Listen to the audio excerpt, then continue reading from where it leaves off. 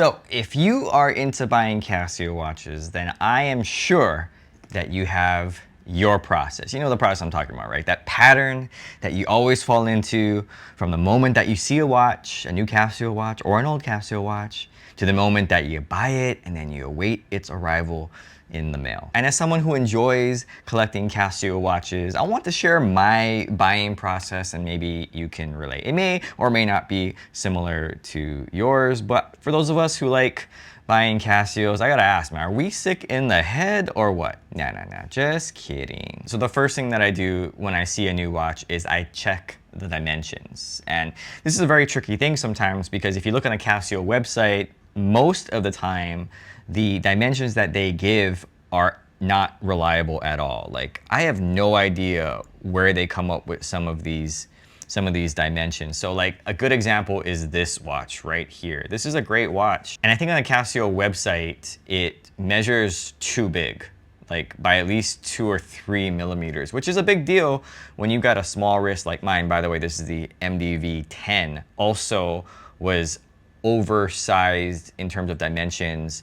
On the website, it's a lot smaller. It's a 36. I think on the website, they gave it like a 38 or something, but it really is like a 36. And so when you're someone with like a small wrist who's shopping around for watches, dimensions and looking online can actually be quite problematic. The thing is, I know that Casio knows how to display dimensions because I've seen it before with their GST B600 and other Baby G models where they're showing an image, like a side-by-side image of 2 models of G-Shock watches, like the old one and then the newer one that's supposed to be smaller and slimmer and lighter. Like, they do this comparison. So I know that they know how to do it. It's just unfortunate that they only do that when they actually have 2 watches to compare. And I just wish that was more of a standard thing on their website, that they would just show sort of a blueprint grid or whatever of their watch and just show like basic dimensions. I don't know any other watch company that really does that. I wish that they would just do that because it'd make it a lot easier when you're shopping online.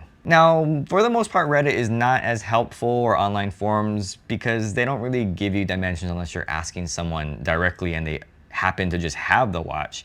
And on YouTube, it's also iffy because a lot of reviewers online will just read off the specs off the Casio website. Some do measure it, which is great, and I actually appreciate it when they measure it right in front of you so you can see where they're measuring, whether it's from 12 to 6, from, you know, with the crown or diagonal. For me, that's why when I do watch reviews, I like to draw it out so you can see what the dimensions are for every part that I think is relevant for someone trying to size a watch with, you know, a small wrist. And so if the watch is over 40 millimeters, I'm probably not getting it. I think if it's a larger watch that maybe looks good, I might try to chance it. Like, for example, this watch, when I bought it, this is the GA, I think 2300. This was my first G-Shock, and it was brand new. There weren't a lot of videos about it. People weren't really giving good dimensions, although this is a little bit easier to measure because it's sort of very symmetrical, no crown. But it was smaller than like your traditional 2100 G-Shock Casio one. So I went with this one based on the dimensions that they gave. So I think it was a good buy. But if this one happened to be larger, like, you know, one of those bigger G-Shocks, you know, I'm probably just straight up gonna pass. So now I'll move on to availability. After a watch passes the dimensions test and I know and feel confident it's gonna fit on my wrist, I try to see where I can buy it. Now, for the most part, the Casio watches that I like the most happen to be in Japan. They're JDM, and whew, Casio, they sure know how to keep those exclusives for the Japanese. So I then try to figure out which seller to buy from, and I mostly shop based on price, but also on ratings and reputation. I primarily use Amazon, and I've also used eBay. That also works pretty well. And I've had good luck with both websites. I just try to make sure that I buy from a Japanese seller, since I think most of them are pretty reputable and pretty honest. Like, when I bought this watch, the Baby G Frogman, it was from Japan, and the seller described it, you know, like used, and I was expecting it to be a little bit banged up. But actually, when I got it, it looked pretty much brand new. And I think a lot of people, when they buy like watches from Japan, even though I know this is used, even though they like buy watches from Japan that are used, for the most part, like, they come better than they're described, unlike sort of like in the US where things are usually described better than they actually turn out to be. So when you get the watch, it's like, oh, scuffed up and all those things. Like, I think this watch, the 1053, when I got it, it already had a scratch. I don't know if you can see it. Yeah, it's right there. It already had a scratch on it when I got it, and I was like, whatever, it's fine. It was hard to get, so not a big deal. Ideally though, for JDM Casios, you'd go to stores like BIC or Yodobashi, and those are my favorite stores for cameras. But when it comes to watches, I cannot wait to go back to Japan and try out some Casios in those stores. And you can probably pick up a JDM Casio for a really good price there, and also of course tax-free. And so I'll be saving up for my next trip to Japan, probably next year, and we'll see what I can pick up. And so after looking at dimensions and availability, the last place that I go is YouTube reviews. Now, of course, I'll check YouTube reviews for dimensions, but that's about it. I really don't pay attention to the rest of the video because YouTube reviews, they're kind of spotty. First of all, you got to try and find the watch that you are interested in, and if it's a popular watch or it's a brand new watch, yeah, you get a lot of the big watch YouTubers that they'll make the videos, right? They'll do all the cool shots, the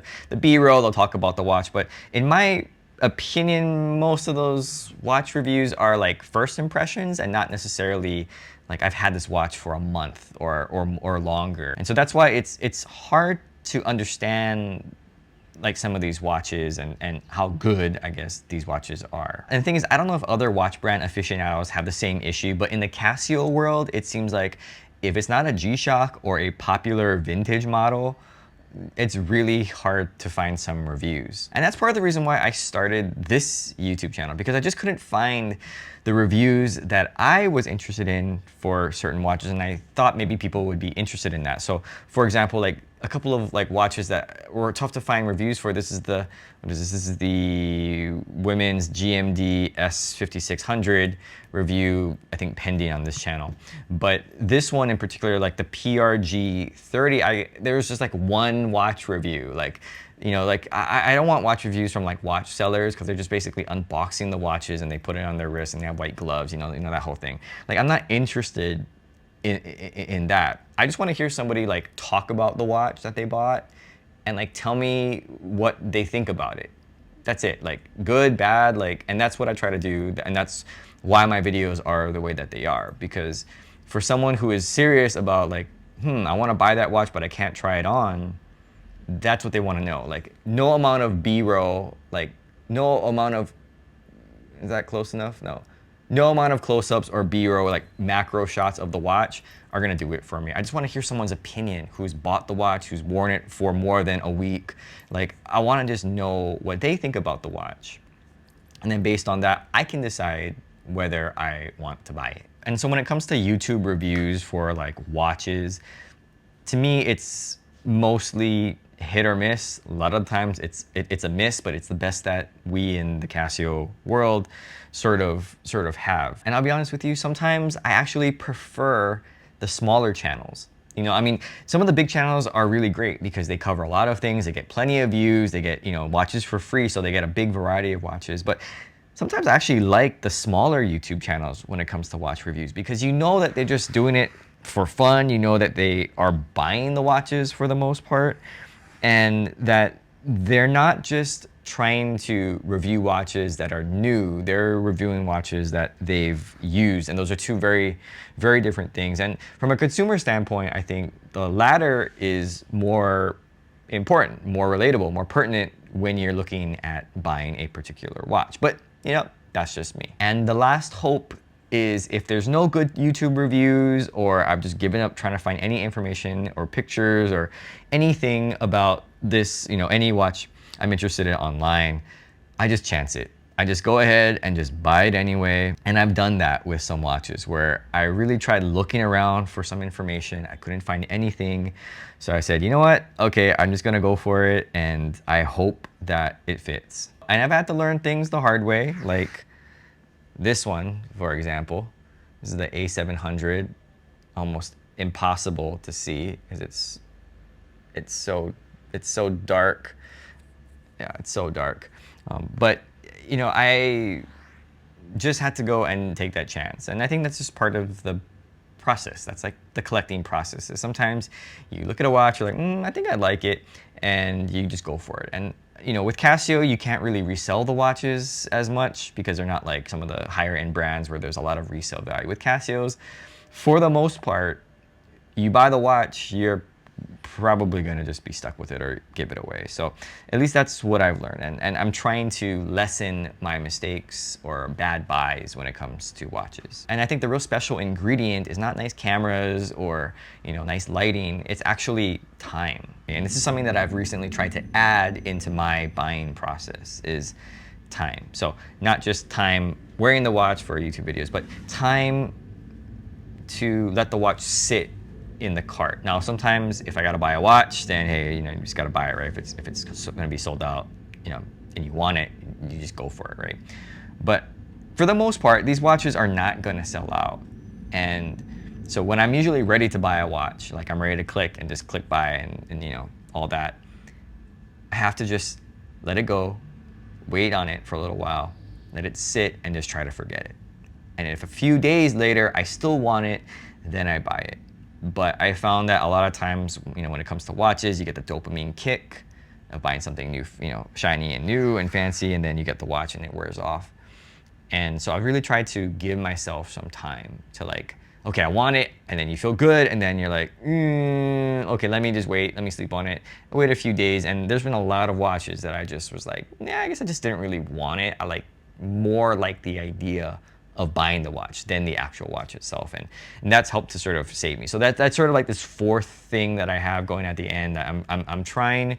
I don't know if other people do it, but it's something that I've tried. Because although Casio watches are fairly affordable and cheap for some of the watches, you know, over time you don't want to be making a lot of bad impulse buys because those tend to add up. Space, you know, run out of space, and also, yeah, the money and the cost. So I just say, like, when it comes to buying Casios in particular, yeah, adding that time element towards the end, like when you have it in the cart, just giving it a few days if you can, and see if you want it.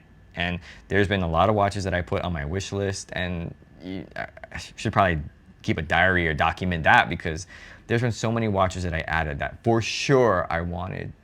And then you know what? Just one day I just decided, you know what? I don't really want that watch anymore. And very strange, I just deleted it off my wish list and it's gone out of my mind, and I guess I really didn't want it after all. So anyway, this is just my process. Love to hear what other people's processes are for buying watches. It doesn't have to be Casios, but this is my process when it comes to Casio. And yeah, thanks for watching.